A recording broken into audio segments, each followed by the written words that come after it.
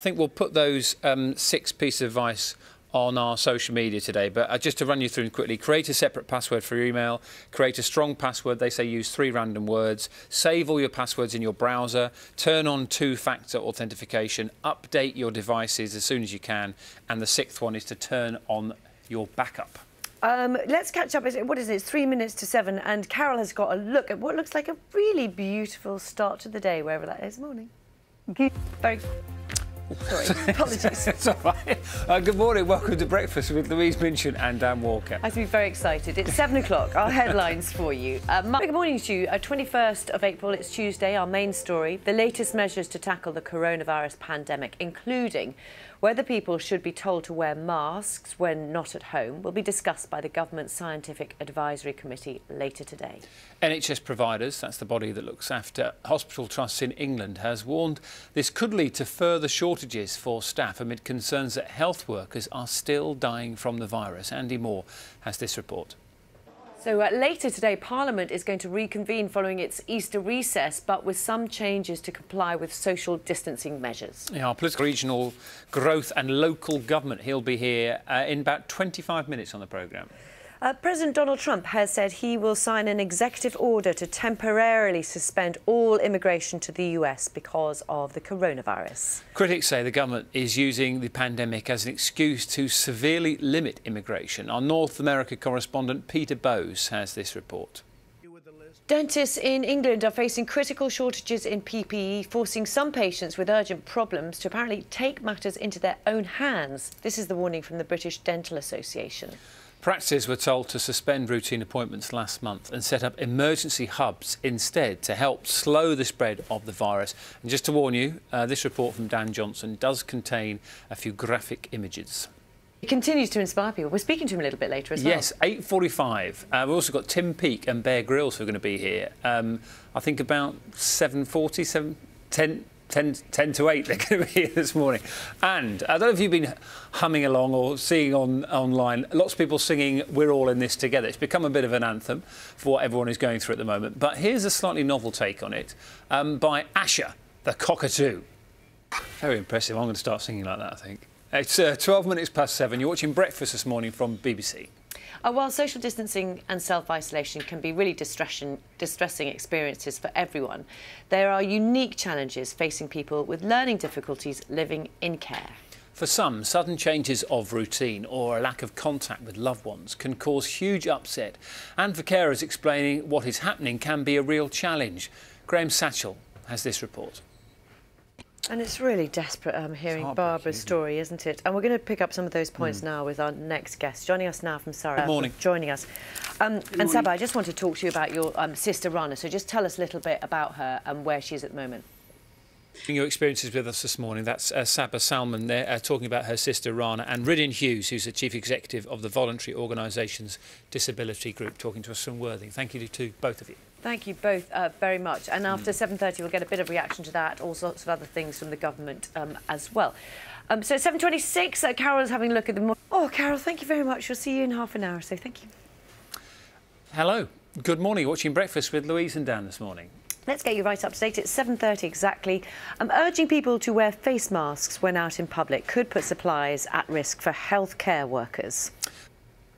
Well, later today, as we were saying, the government's Emergency Scientific Committee, SAGE, they meet and they talk about the latest advice on tackling coronavirus, including whether we should all be wearing face masks when we're out in public. Joining us now from Middlesbrough. 7:41. Now, the price of American crude oil has recovered slightly this morning after being worth less than nothing yesterday, meaning that traders were actually paying to get it taken off their hands. How has it come to this? What does it mean? Nina has the details. Morning. Yeah, good morning. Start this next bit.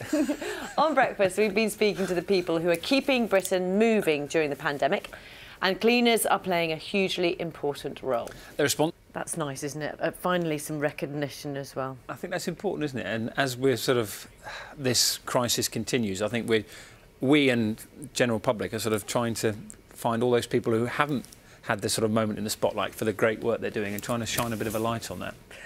Now, our next guests are no strangers to big expeditions, and they are taking on another challenge, this time, of course, from the comfort of their very own homes. Bear Grylls and the astronaut Tim Peake and scouts from all over the country are taking part in a virtual trek to the moon. This is all part of the big night in on Thursday. Let's have a look as the mission gets underway. Oh, it's adorable, isn't lovely, it? Yeah. Let's speak now to Tim and Bear. How far have you got to go in miles, do you know? Bear's going to be walking in his garage. What are you going to be doing? Yes, well, I decided. Just tell us. So you are, you've been into space. So if they were walking to space, what's the view going to be like as they're doing their walks? They can imagine it. Way to leave it, gentlemen. Thank you very much, Bear Grylls, Tim Peake. It's wonderful to see you both. Yeah, complete superstars. Thank you very much indeed. Enjoy the stairs, enjoy the garage. Good luck to everyone who's taking part. Thank you so much. And just a reminder, the BBC's big... I'm regretting it already, but I'm sure it's going to be fine. Excellent. Let's find out what the weather's going to be doing for the next few days. Here's Carol. Morning, Carol. Good morning, everyone. Well, good morning. Welcome to Breakfast with Louise Minchin and Dan Walker. Our headlines for you at 8 o'clock. Hello, very good morning. Tuesday, the 21st of April, our main story. The latest measures to tackle the coronavirus pandemic, including whether people should be told to wear masks when not at home, will be discussed by the Government Scientific Advisory Committee later today. NHS providers, that's the body that looks after hospital trusts in England, has warned it could lead to further shortages for staff amid concerns that health workers are still dying from the virus. Here's Andy Moore. Well, later today, Parliament will reconvene following its Easter recess, but there will be some quite obvious changes to the way things will work because of social distancing. Let's get more from our politicians. Her Majesty the Queen turns 94 today, but the usual gun salutes in London's Hyde Park have been cancelled for the first time in her 68-year reign. It's at 6 minutes past 8. Very good morning. You are watching BBC Breakfast. Just to let you know, in about 10 minutes' time, we've got a lovely couple who are going to come on and speak to us.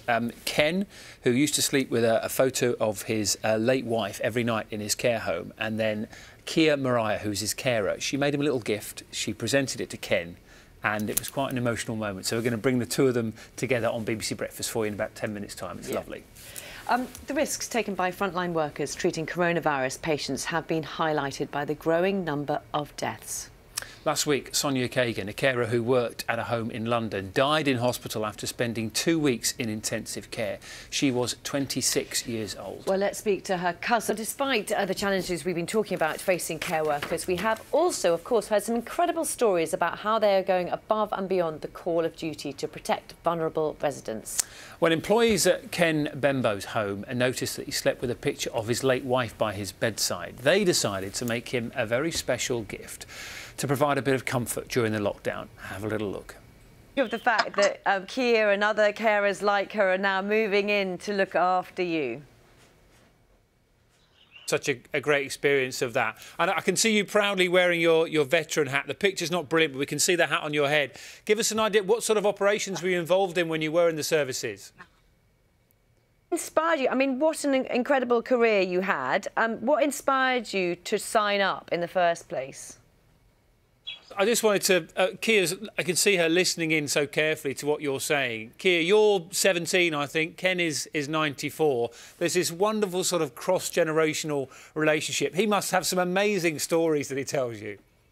Oh, yeah, every day. I thought on Kia thinking of giving you this lovely cushion. I mean, what do you think of the way she looks after you? Story to speak to you both, and you know what, from here it looks like you are family, so thank you very much indeed for joining us, and you've done a great thing here, and Ken, it's lovely to hear you as well. Thank you both very much. Thank you very much. Thanks for your service to both of you as well. Great to talk to you. Oh, what a bunch of superstars, Louise. Oh, no, lovely. It's time to catch up with the weather, and Carol has got all the details. Lots of things going on, aren't there, Carol? Morning. yes. Thank you very much for that, Carol. A very good morning. You're watching Breakfast with Dan and Louise. Let's bring you some of the main stories this morning. Urging people to wear face masks when out in public could put supplies at risk for healthcare workers. That's the... It's approaching 8:45. Thanks for being with us this morning. As we've been hearing today, lots of us are looking for ways to support key workers through the pandemic, and 91-year-old Eva Bowers has her own special way of letting people know they're appreciated. Yeah, she's been paying tribute to the thousands of lorry drivers delivering supplies up and down the country by waving at them from a motorway bridge. Let's hear why she's been doing it. David Crossley, who, well, wasn't that another I'm going to start waving on bridges now. I saw somebody doing it the other day and I was like, what is that? Now I understand what it is. You might get a bunch of flowers at the end of it, Louise. I don't need flowers.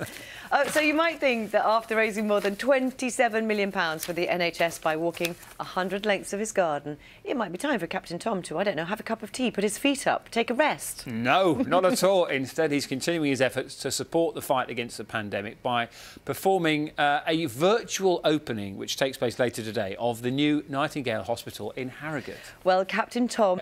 Lucy and Max, from you, I know your dad and your grandfather, Captain Tom, is listening into that. And Captain Tom, we can come to you and Hannah now because, you know, I suppose you've heard a lot of love from all these various celebrities and all the people who are watching you on television and reading about your incredible exploits and your fundraising. And yet, I suppose, hearing from Lucy and Max, that must mean so much to you to hear how proud your family are of what you've been doing the last few weeks.